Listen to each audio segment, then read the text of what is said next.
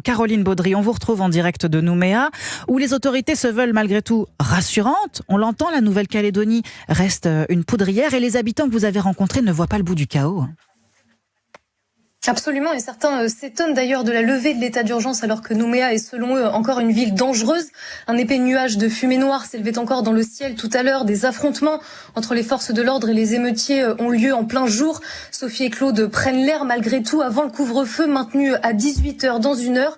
Cette retraitée native de Nouméa vit retranchée par la peur dans son quartier depuis que sa vie a basculé, dit-elle.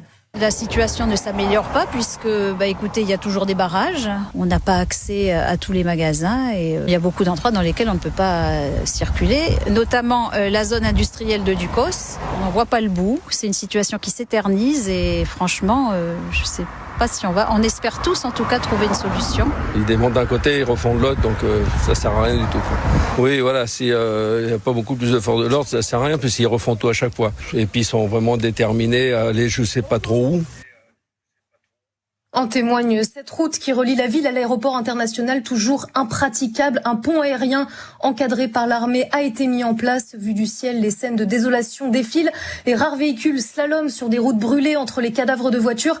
Et toujours ces barrages maintenus par les militants indépendantistes, souvent assortis de slogans très hostiles à la France et à tout ce qui la représente. Merci Caroline Baudry en direct de Nouméa pour Europe 1.